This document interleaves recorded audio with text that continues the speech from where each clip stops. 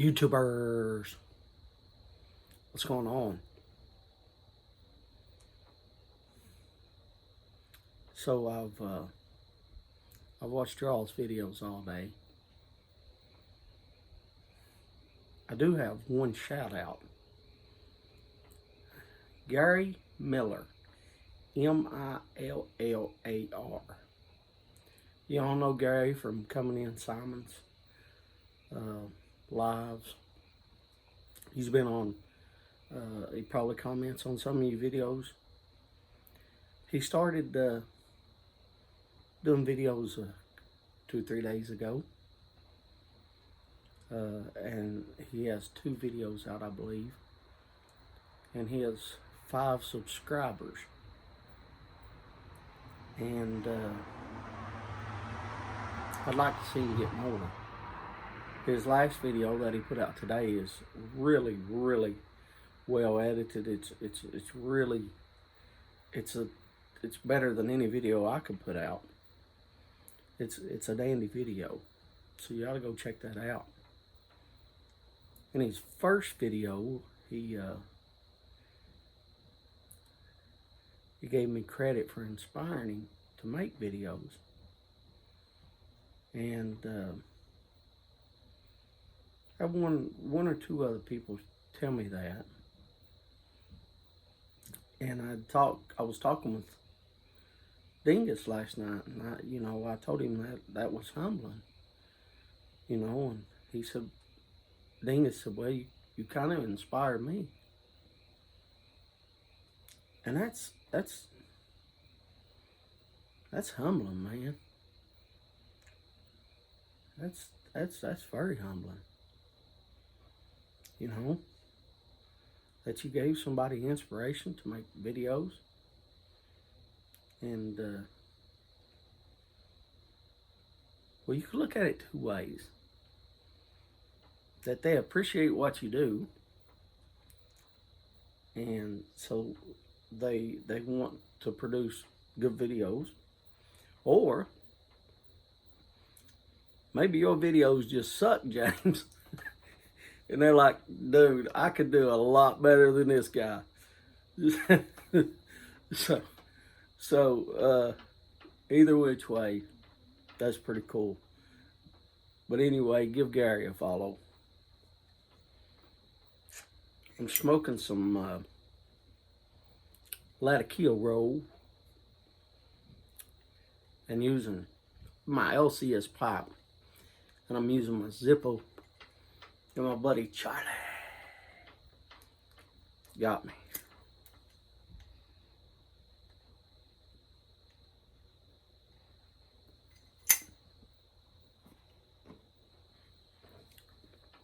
And today, it's 11 p.m., but it's still Memorial Day. So I'm using my very small tamper, the American Bald Eagle.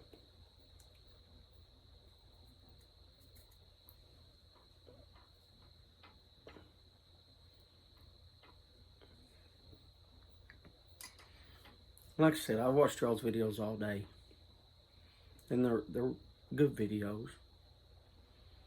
And like a lot of people around the country, I sit and I think about Memorial Day and veterans, and also think about the ones that's passed away.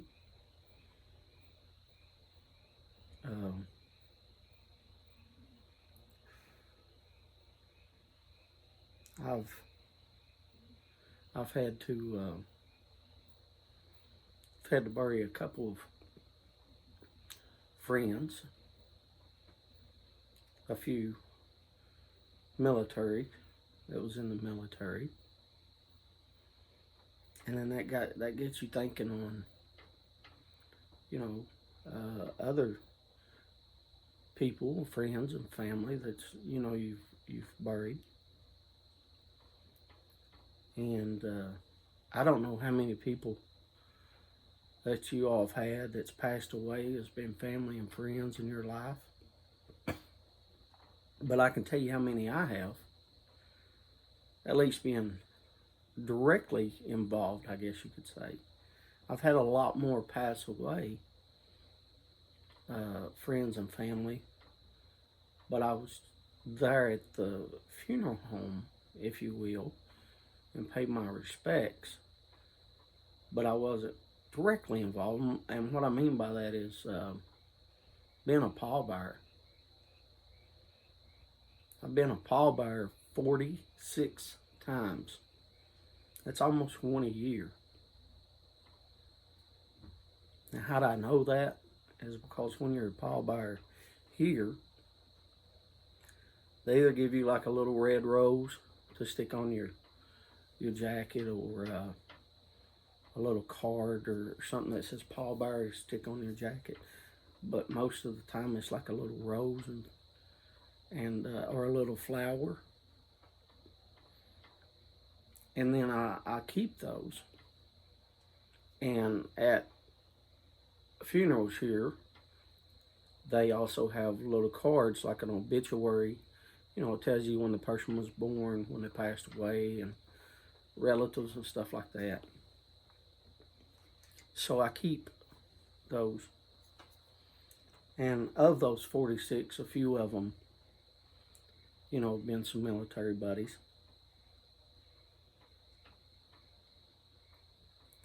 So that gets you thinking a lot, you know. 46 times. And I don't know what you all do as pallbearers around the world, but I'll kind of explain the process, that what I have to do, or what I've always done. About 10 of those times, roughly, about 10, me and the others, would have to hand dig the grave, take shovels, and would dig the grave. I told you about Bub, one of my friends. You know, hand dug his grave. But a lot of times the grave's already dug before you get there, because the funeral home does provide that if you pay for it, of course. And then after the funeral is over, you put the casket on your shoulder, and or you pack it at arm's length, and you pack it to the gravesite and set it down. And they have a short little memorial service, you know, 10, 15 minutes, something like that. And then everybody leaves, and then the pallbearers here, we take really thick, about 4-inch wide, maybe 5-inch wide. I've never measured them. They're not ropes, but I guess that's what you call them. They're 5-inch wide and they're flat. You stick them underneath the handles, and then underneath the casket, and lower it down. 2 on this side, 2 on that side, so that's 4. And then the other 2 are kind of telling you how far you got to go. You lower it down into the ground, and there's the lower part of the vault. And then you set it there. You know, you set it down, and then you pull your ropes back up. Then you do the same thing with the vault top. And you'll lower it down, and then once you lower it down, that's what the 2 extra people is. They're telling you where it is on the sides, where it meets, because you'll hear it click into place. You hear it lock. You hear the vault lock. So once you know the vault's locked and secured, you know, you give a little tug or 2 to make sure that it's locked on each side. And then, like I said, about 10 times we've had to cover up the casket, or the vault. Not really the casket, it's the vault. And then my family, an old tradition that my family has is we always have a tamper, a big old bar, metal bar, and it's flat on one end, and you walk around the grave and you tamp it, And what that does is, after it's over, after you've covered it up, if you go back and, I don't know, 2 or 3 months, if you don't tamp it, it'll have a sinkhole. So you got to kind of cover it up some more. So in order to not do that, to do it right, you know, you tamp it, and you won't have no sinkhole.